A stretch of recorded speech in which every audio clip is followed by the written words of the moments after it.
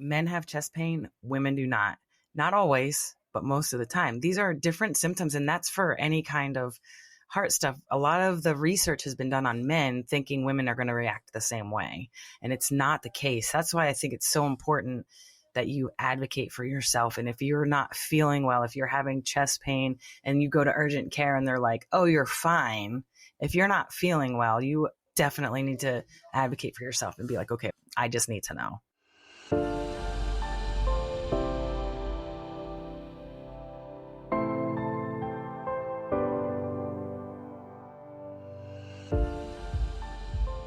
Welcome to Imperfect Heart, a place for you to join me, Jeff Holden, in conversations, discussions, and dialogue about our hearts and the impact myocardial bridges have on them.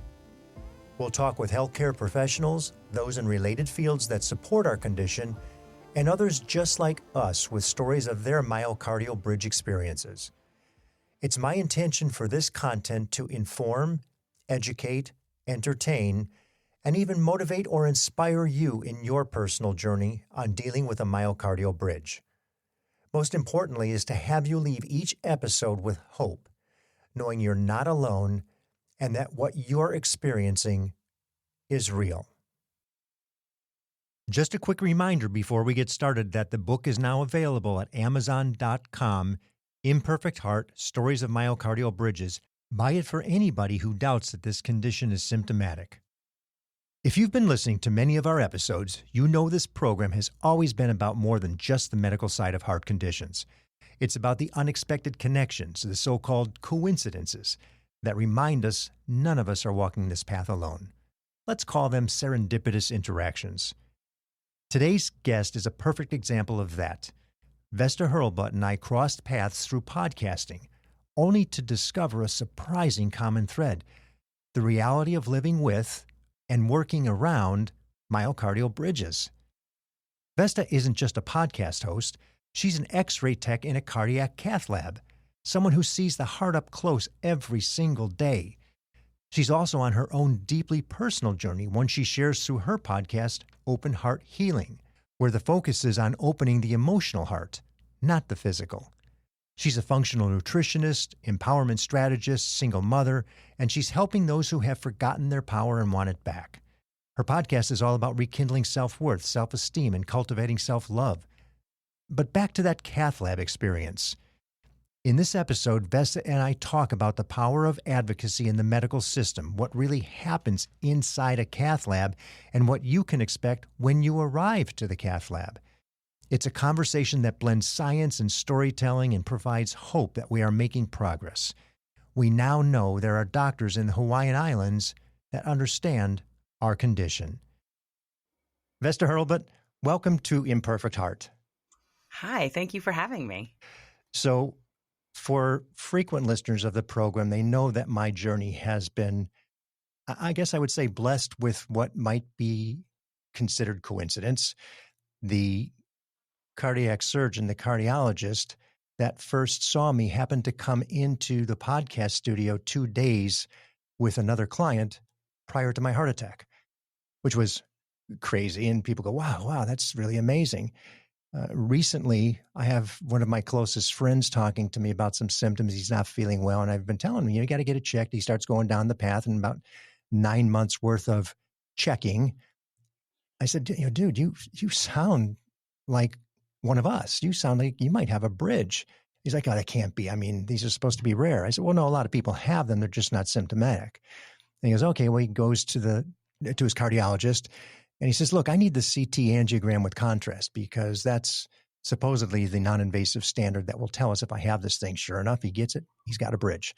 And my best friend. Mm-hmm. And he does an episode with us. It's Mark Davis, for those of you who haven't heard it. Mark Davis has a good friend who is also a friend of a neighbor of ours. And they start talking. They go, gosh, you guys all have these heart issues. Well, Janie just had surgery and she had a bypass and she went to Stanford for something. We don't know what it is. So I reach out to Janie. Hey, Janie, what's your deal? What happened here? Kind of just curious. Oh, I have this thing called a myocardial bridge. And I'm like, you've got to be kidding me. This is what people will call coincidence just keeps occurring and occurring and occurring. And now I can't wait to share the story of our meeting. Obviously, we do podcasts, and I love podcasting. And I'm going to this podcast convention in Dallas a couple weeks ago called Podcast Movement. It's the largest international podcasters convention.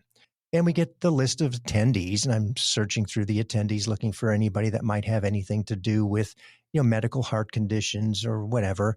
And I see this program called Open Heart Healing. And I'm thinking, awesome. Oh my gosh, there's actually somebody here that's got a program about, open heart surgery and the healing process. This will be fantastic. Well, I reach out to you and we're talking, and I realize this has nothing to do with open heart, literally open heart healing. Your program is more about mindset and life. And oh boy, well, let me have you explain it. Tell us a little bit what open heart healing really is. My podcast is about how it's my journey. I say how I opened my own heart. I was very shut down. I felt very stuck in my life. And I've always been, I feel like so many people are they're on that journey looking for like, I want more. And I thought everybody was doing that in their own brain. Like there's more for me out there, but I can't figure it out. But I was so closed down. And so my open heart healing is me learning that I'm responsible for opening my own heart and allowing love and kindness and all the good stuff in and out. When I let it in, it pours out of me. So that's what my podcast is about my journey. And I have guests on there who talk about it because I think it's really important, even for health. It's really important that you find that you can open your heart and you can talk to people. And, I lost my dad not that long ago, and in his older years, he definitely opened his heart way more. I saw him cry more. You don't have to cry to have an open heart, but he just loved so much. He loved so much. And I think that's the journey for my open heart healing podcast. But the reason I call it that is because I work in a cath lab all day, every day. So I liked the play on words because I work physically with hearts all day, but it's the metaphorical me opening my heart. And the beauty of all that is, here I am hearing the story about, really, this is a one person's life journey about being more transparent and authentic and learning how to relate differently. Come to find out, in my initial disappointment, darn, this is. I bet it was, yeah. It's cute. Well, maybe there's something here. I don't know.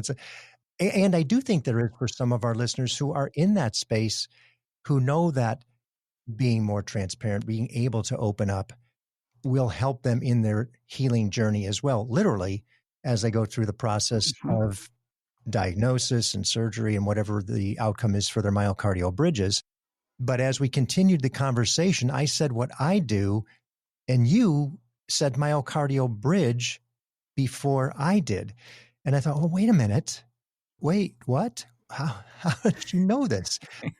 And then we go on to have this conversation, back to the no coincidences, about how you are an X-ray tech in a cath lab and that you see this all the time and that it's not that unusual to you. And I'm smacking myself up against the head on how many people are going to listen to this and go, I can't find a doctor to accept the fact that I've got a bridge that could be symptomatic. Let's talk a little bit about that, because I think what will help people understand from a perspective of somebody who's in that cath lab every single day doing things with hearts and working with doctors who are very, very specialized to the heart. What is it that you do? What does an X-ray tech in the cath lab do? Yeah. So when you get to me, that means there's a reason that you get to the cath lab. It could be a stress test. It could be a heart attack. It could just be chest pain. But when you get to the cath lab, you come in and we take pictures of your vessels. There's nothing that will tell you more concrete evidence on whether or not you have blockages in your heart when you coming to the cath lab. It's the most concrete test. We take pictures, we look, we move the camera around, which is what I do. And I scrub in with the doctors. And if you need a stent, we put a stent in. which Sometimes we've had this conversation. And Hmm. do it right here so everybody knows we are Okay. not advocating or thinking a stent might be an appropriate situation for a bridge. Correct. Actually, every cardiologist I've ever worked with would not put a stent in a cardiac We love or a your myocardial bridge. And that's, I've worked with a lot. I have been at, I think, 5 different hospitals. One of the hospitals I worked at, I worked with 25 cardiologists. So I've worked with quite a few, and that is not a standard of practice for physicians to put a stent in a myocardial bridge. Good. But like if you have an actual blockage at that moment in time, we will put a stent in that blockage in any vessel of your heart. Mm-hmm. Okay, so back to the process. You actually are putting the stent on the wire, yes? Absolutely. Yeah. So what happens is the doctor, because you don't want to go in and out. So we'll put a sheath in the arm or the leg or the groin, and then you go in with a catheter, and then the catheter sits there, and you put a little tiny wire in the heart. And then I load everything on the wire and help take the pictures and inject the contrast and whatever. Obviously, it varies by physician because some physicians are super independent and some physicians are a little more. They like a little more help from the tech. In real time, are you speaking with them about things you might see? Oh, 100% of the time. You are, okay. All the time. Yep. And sometimes a patient will come in and they might feel chest pain on the table, and they'll say, "We don't see anything. Does anybody else see anything?" And even the, dare I say, grumpiest of physicians, even they're open to listen. I have never been with a doctor who won't, and I'll be like, "Do you see that? Is that it?" And you work with some physicians, and they don't rely on you, but they're just so comfortable with you, and they'll say, "Does anybody else see anything? Because does that look okay? Or what do you think about that LAD?" And all the physicians listen, and it's a team. It's a team. There's nurses, there's techs, and there's physicians, and we are a team. So for the benefit of somebody who's doing this the first time, obviously there's a lot of anxiety. Walk us through what happens. I'm the patient. I come into the hospital. I know that I'm going into the cath lab. Start as soon as I walk through the door. What happens all the way to conclusion? So you're going to come to the hospital. You're going to go to probably the admissions area. You'll get in a gown. You're going to get IVs. You're going to get, depending on the physician, some physicians, depending on what you're coming in for, I'll say. I work with a physician right now. Almost every single one of his patients gets preloaded with Plavix or something, but he has a different lineup of patients than everyone. A lot of times his aren't diagnostic, and we know that going in. The blood thinner? Yeah, that way, because he likes his patients preloaded. And so then you're going to come into the lab. You're wide awake. You're scared. And I always say, this is the face you get to see in the cath lab. And I have a few things I say. One of the things I say is that I'm sorry that this is the face you see when you're scared, but it is so normal to be scared. But we're going to take really good care of you. That's what I say every time. And I mean it from the bottom of my heart. We do everything to make sure you're comfortable. But I also have to say, like, you also have to be your own advocate sometimes, because sometimes patients just grin and bear it. And, if you're in a lot of pain, we need you to speak up. No, you don't have to yell or whatever. Just be like, ooh, ooh. And we're going to be like, ooh, what's wrong? And that's what we do, because we want you to be as comfortable as you can. So then the physician will come in. We're setting you up. And when I say setting you up, this is probably the scariest part. If it was me, I think this is probably the scariest part, because there's 4 of us at minimum. And we're hooking things up. We're putting you on monitors. We're talking to you a little. We're talking to each other a lot. There's a lot of stuff happening. We always say we're like a pit crew. You come in and we come in. We all just get together, because you also have to think. Sometimes people come in and they have a 100% blockage, and they're like literally dying on the table. So we have to go really, really fast if we want to get that patient to live, right? So when you come in, so we're kind of like a pit crew, and it's probably a little bit overwhelming. We're also covering you with drapes. You're wide awake for all this. So then the doctor will come in, he'll do a timeout, right patient, right time, right procedure type thing. And then we give you medicine and you get to go to sleep. And then most of the time people don't remember anything, but there are other things. We get access. If you go in the wrist, we give this radial cocktail, we call it, and it's a vasodilator, so that makes the catheters go up and down the arm a little bit easier. And so, but it hurts. And people sometimes, it's so, I mean, and then we start the procedure. We go in different catheters for different vessels, and then we take pictures and then assess. And then it all varies from that point on. Every patient is different and every patient is special. But you have to be your own advocate in every aspect of the medical field, because there's a lot of it is driven by, insurance. But I'm going to tell you, if we tell you you don't have blockages, that's the best thing you could ever hear. Right. And I want to repeat something you said. There's three things. Mm-hmm. Every patient is different. Mm-hmm. Every situation is unique, and you have Absolutely. to advocate for yourself. And I cannot stress that enough, because what you may read, what you may hear, what somebody may have said, that's all good information, but that's not you. And remember that you are unique to yourself, and there is no situation that's identical to what you're going to experience and or what your outcome is going to be. And yes, you always have to push and advocate for yourself, especially in a condition like this where it's seen more often than not as benign or asymptomatic. So for somebody with a bridge, you're saying, please look for this. This is what I'm concerned about. These are the things I'd like you to test. And something else that we had talked about a little bit earlier, in our space right now, the gold standard is really what is called the provocative test, which includes an acetylcholine test, and then the Debutin challenge, which is a stress test, and then IVUS, which is the intravascular ultrasound. Your system, your hospital system there, does the IVUS testing. You don't do the other two, which is fine, because we're still getting ourselves in a good spot by identifying it that way. Tell us a little bit about what that is, because people hear IVUS. Oh, what is this? There's a camera in my lung, my veins and arteries, and I don't know what's going on, and they get scared. Yeah, it's just, for me, it's so simple. It's actually more simple of anything we do. I just put the little IVUS. It's so small. I don't even know how big it is. It's so small. You put it on that wire I was talking about that we put down in the heart, and you just watch the IVUS and you can see. And I honestly, we often do not IVUS a bridge, because when you take a picture of the bridge or of the vessels of the heart, you can see the bridge almost every time. And if somebody said, "Oh, I think I have a bridge," they would IVUS. I'm sure. I don't know. I can't speak for everyone, but most of the physicians I work with are pretty, like, "Oh yeah, we'll do it," just to see. But most of the time you can see it. It's pretty cool on a science nerdy based thing. Like, you look at it and it almost blinks at you. It's like all the vessels are full and the bridge is blinking, Meaning so it's it's a little skinny. It's a skinny little part yeah, that keeps yeah, but opening and closing, opening and in closing. and out, and you can see it, and it's very cool. And I've seen it done on IVUS, and the other tests they probably do in the hospital, and just not in the cath lab. Right. So I mean, it's pretty.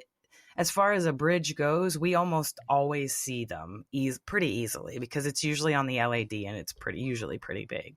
Mm-hmm. So yeah. And that's something I'm really thrilled to hear, almost shocked, because in so many cases we'll have doctors say, "Oh, well, we may see it," but dismiss it immediately, or "No, we don't see it," or see it and not say anything, which is the most disturbing part, because they see it as a benign condition, and so it's not your problem. Yet, in fact, "Oh, cool, yeah, we knew about it, but we just didn't say much, or we minimized the evaluation of the fact that you have it." And of course, we know for a fact that for some people, that bridge can create havoc in their life, all the way to including, sudden cardiac death through a heart attack, because the bridge can cause blockage upstream. And then you have a problem. Or it could even cause ventricular tachycardia into flutter, because the heart's trying to catch up with the lack of blood, because the vessel's constricting. Maybe it's endothelial dysfunction, for lack of better descriptions of other things. And then you have these ischemic issues. So you get to see all that. That I do. is just incredible. In an overall estimate, I'll put you on the spot here now. I don't mean to do that, and you can say no if you don't. Just roughly, how many total have you done, let's say, in a year? Not anything with the bridge, but just, cath lab patients. Oh, cath lab patients. When I was at a place in West Virginia for 9 years. I just actually randomly, because I was in Baltimore and then I went to West Virginia, and I posted on, on Facebook how many cases we did because it was so overwhelming to go from not that many to so many. We did 40 Caths my first day in West Virginia. Oh my gosh. So, however, that's because West Virginia, there's a lot of, well, it's a very special state. And if you haven't been there, I'm so sorry for you because it's very underrated. I mean, I'm in Hawaii now, but it's still very underrated. It's beautiful. Anyway, but there's a lot of obesity, a lot of very, very unhealthy people. So we cath a lot of people. Mm-hmm. And a lot of old like coal miners with the black lung and stuff like that. So we do cath a lot of people. Yeah. And so, yeah, however many that adds up to, I used to say we do anywhere from 30 to 50 caths a day. My goodness. So you have seen a lot.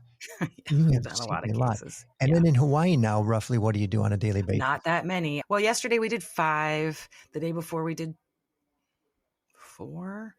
And it varies. But I'm in a very small hospital now. And you're on the island of Oahu, right? I'm on Oahu. I'm on probably I'm at probably the smallest hospital here. There's 2 here in Kuakini that are pretty small. Yeah, so we only have 2 labs, and we do other things too. We do IR, and when we used to have EP, we did EP too. So it's not just Cath. So we have 4. One just retired. 4 cardiologists that we work with. If you were to guess, just from your Hawaiian experience in the time that you've been there, or maybe even just in the last year, roughly saying there's, even if we just average it 3 a day, 15 a week throughout, is there a percentage you could say that you've seen a bridge? Oh, a percentage? It's not that many. If I was in West Virginia, I would say I saw them weekly. Oh my God. Because that was, that's, a lot more caths. But I would say this year I've seen at least 3. Okay. It's not, and like I said, we don't do a whole lot of cases. So it's not like a super high volume. I'm laughing because I hear some exotic bird behind you. I would like to say sorry, but I'm not. It's a beautiful little area. I love it. And what I'm really happy to hear is for the listeners that we've got in Hawaii, which there certainly are because, such a percentage of us has a myocardial bridge and some percentage is symptomatic, and that's going to translate into Hawaii just as well as it does any other state, that there is recognition. And I'm sure that if it is in your system in Oahu, the same hospitals that are contracted with that system on the other islands are going to have the same familiarity and the same awareness. And that if you do have the condition and you're going to the hospital systems in the Hawaiian Islands, the odds are pretty good that if you have a bridge, somebody's going to they will at least listen to you to the point of understanding. Yeah, I think physicians are sometimes they're very difficult. Sometimes they're very stuck in their ways, as we all know. Part of the reason I'm even here is because some of my struggles with Western medicine. I don't want to say my struggles, but I feel like we have a lot more responsibility in ourselves to take care of ourselves, but we also have to be our own advocates. That is the biggest thing I can say in all this. If you think something is not right and you really feel that in your, deep down in your intuition, and there's such a vast thing, like men have chest pain, women do not always, but most of the time. These are different symptoms, and that's for any kind of heart stuff. A lot of the research has been done on men thinking women are going to react the same way. And it's not the case. That's why I think it's so important that you advocate for yourself. And if you're not feeling well, if you're having chest pain and you go to urgent care and they're like, oh, you're fine. If you're not feeling well, you definitely need to advocate for yourself and be like, okay, well, I'm going to go and I just need to know. And that's okay. And some people might even, like some physicians might even huff and puff, but they're gonna do what they have to do. They always do. I have never met a physician in my life who disregards a patient completely. Well, you have worked for some wonderful physicians, because if you could hear some of the stories of the people that communicate with me, some of the frustrations, the sheer dismissal, mostly women, and honey, you're fine. It's stress. It's the kids. It's your husband. It's your job. It's your house. You name it. And this occurs with almost every woman I speak with, to where their challenges of getting recognized are far more difficult than it is for the guys.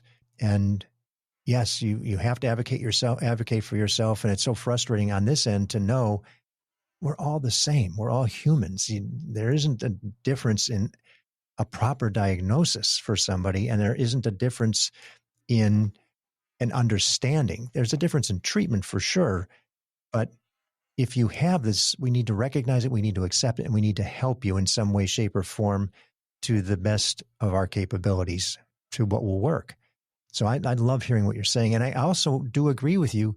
And I think we're going to do a couple of episodes in the next few months coming up where we're talking to nutritionists and an incredible doctor that is now known as the pain doctor, who was one of the staunchest advocates for the medical pharmaceutical side of things, who has now since retired and started a wellness institute that is 180 from where he was, and he will be the first to say I was wrong. He was treating all this stuff medically. We should have been looking at holistic things that we could have done. And not that there aren't some cases where, medicine is appropriate, but 100%. And I hate to put a damper on Western medicine. I work in there. It literally is my livelihood. Mm-hmm. But I think like so often they're like, you just get a pill. But I became a health coach because I was like, I think people can heal themselves in way more instances than they cannot. But that does not mean Western medicine isn't there for a good reason. Like, they are there, and not everybody, so many people want a pill, and that, like, the quick fix and the easy fix. And even sometimes I'm okay with get the quick fix so you can find the core root of what is wrong and then work on healing yourself. Like a high blood pressure, most of the time that can be fixed without a pill. But if it's high, you're going to need a pill for a while because that can cause a stroke. Sure. You don't want, so it's a balance. And that's why, there's so much information you can learn about what you can do or whatever, how, like, your own causes. I think root cause of things is so important. Yeah, and your own well-being with cholesterol, we know how to minimize that. You don't have to take the highest dosage of atorvastatin to, or Lipitor or whatever your drug happens to be. Right. You can minimize some of that just by diet and weight and exercise and all the things that we know. Not smoking. I mean, those are all those are the three questions right out of the chute that the cardiologist is going to ask every time. Every time. Cardiologist, then your nurse, then your, because I can't tell you how many times I've said, do you smoke? I mean, like, because it's such a, a lot of times we are the ones who ask the questions that need the answers. Yeah. And that is the number one worst. And then obesity. And then, of course, high cholesterol and exercise. What do you do? Yeah. Anything. You have been wonderful in the description. I feel a little bit of Hawaii as we're talking here, just looking at you and looking out that window and hearing the birds. I hope everybody else feels some of that calm. But we didn't get into the specifics of open heart healing. Now that people have an understanding of you, they have a comfort level of where you're coming from. Tell us what somebody could expect if they listen to an episode, and then where do we find it? You can find it on any place you listen to your podcast. My podcast is there. It's called the Open Heart Healing Podcast. And if I was going to suggest that you listen to any episode, it's episode number 2. My son interviews me. So it's the best episode. He's 22 today, actually. Today is his happy birthday. What's his name? Yes. His name is Blaze. Blaze, happy birthday. Yeah, my sweet baby boy. No, the origin story of my podcast is I was doing a mastermind because as much as I like this job, I don't want to do it forever. I'd like to be able to just travel. I don't like to feel stuck. And that is the epitome of me. 100%. It will be. So I smoked cigarettes for way too long before I knew better, it kind of sort of. I went to x-ray school when I was 28, got a job in the Cath lab when I was 30, and I've been doing it ever since. And I quit smoking pretty much right away, almost, because I'm like, oh, that's the dumbest thing you could be doing, which I kind of knew. But anyway, but I felt stuck to the cigarettes. It's just this weird, I don't know if other people feel that way, but when I realized the stuckness was actually inside of me, and there's still I still have my moments, I'm just saying, but it's really inside of me. So then I just start doing this heavy, hardcore learning about myself. How can I be better? Not be better. How can I be happy more often? right? I just want to be happy. I want to feel free. You ever go like swim in the ocean, swim in a pool, and you just feel light and completely just weightless? That's like the best feeling in the world to me. And I feel that most of the time in my life, in the water, out of the water. So, but I had to learn tricks and tools and figure out that who I am is exactly who I'm supposed to be. And I have to be okay with that. And am I perfect? Absolutely. Right. I'm perfectly imperfect. It doesn't matter. Who I am is perfectly who I'm supposed to be. Do I make mistakes? Absolutely. Do I learn from them? I try my best, you know? And so that is what my podcast is. They're weekly now. Good I for you. originally started it every other week, and it says that in the bio, like it's going to be bi-weekly. I have so many guests. I've been doing it for a year and a half, and I love it. It's my livelihood. I do one solo episode every month. They tend to be everybody's favorite, but yeah, I love the interviews. It gives me a lot of things to think about, and I love to hear other people's stories. And just, everybody has something that, you feel like sometimes, I don't know, maybe it's just me, but sometimes I feel like I'm not that special. I'm just me. But that's really your superpower, is I'm just me. There's nobody else like me. And earlier when Jeff asked me about how to say my last name, and it's Hurlbutt, my name is Vesta Hurlbutt. And I was like, I'm the only one. Yes. But no matter who you are, you're you, and that's your superpower. And if that's what my podcast is about.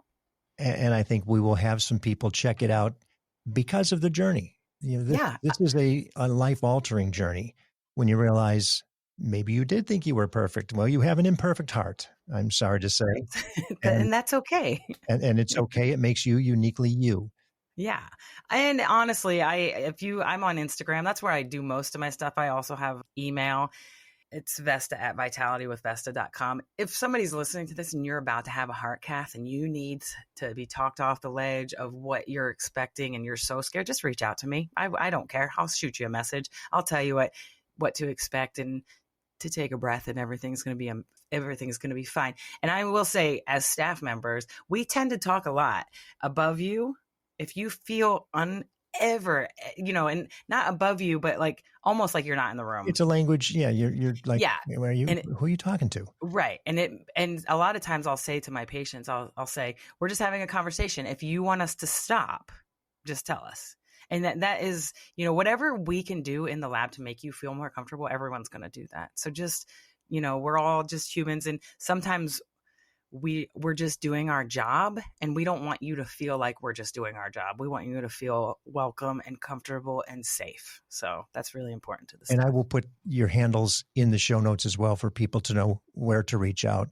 Okay. And I really appreciate that offer, because I think you will get some takers who want to go step by step along the way. And the more information they can get, the more comfortable they'll feel, the more likely they are to move forward with the process to a better quality of life. Yeah. We've seen people scare themselves out of living well. Right. And that's the last of it. That's that if you're afraid and you're not living your best life, then you need this podcast and my podcast. I appreciate that. Well, Vesta, thank you so much for taking the time to demonstrate the value of transparency through your podcast, if nothing else. The value of connection in spite of what might have been an easily dismissed situation. I mean, I could have walked away once I learned your show was nowhere near my space yet. I almost didn't respond because it's not near my space. Right. And then I was like, you know what? If nothing else, I can just have a conversation, So I was kind of like, so that's how, because I was like, do I respond? Because we are far apart as far as podcasts go. Yeah. So I thought the same thing. I'm here for networking. I'm here to meet people. And I know a little bit, obviously, but I was like, can't hurt. Yeah. And we both could have, but didn't. And again, there's reasons for that. That it's fortuitous. It's universal. I really don't believe in the coincidence thing. I think it's all meant to be. When it happens for a reason. So I agree. Here we are having a conversation. I know we will help people both ways, multiple ways, may help people even without the bridge, the spouse of or significant other of who's dealing with it, or somebody who just happens to be in the same space that you were when you started your podcast, looking for something better, knowing that, oh gosh, I have this issue, this physical issue, but I also have this mental, emotional mindset issue as well, that, maybe there's something there that could help me accept this other journey a little bit easier. Yeah. Yeah. And there's different health methods to, with eating healthy and trying to eat a more heart healthy diet. We talk about that on the podcast sometimes too. So, there are a lot of things. I did notice you have a fair number of doctors, which I'm sure are coming from your circle of influence. Yeah, I hope so. Yeah. That would Yeah. be great. Yeah. Well, Vesta, thank you so much. I appreciate what you've done from the bottom of my imperfect heart. I sincerely appreciate what you've shared with us today. Thank you so much for having me. It's been really fun. Thank you for listening to Imperfect Heart. It's my hope that this information helped in some way to improve your situation or will help you better understand this condition. More importantly, that it gives you hope through stories that there is help and you most certainly are not alone. If you've been diagnosed with a myocardial bridge, please be sure to join the private Facebook group, Myocardial Bridge Support Group. For more information about our program or to reach me directly, visit the website, myimperfectheart.com. If you like what you heard today, please give a positive review, thumbs up, high five, or whatever your app likes. And be sure to share with everyone important to you so they understand what it is you're dealing with. Please subscribe as well. Welcome each day with gratitude and positivity.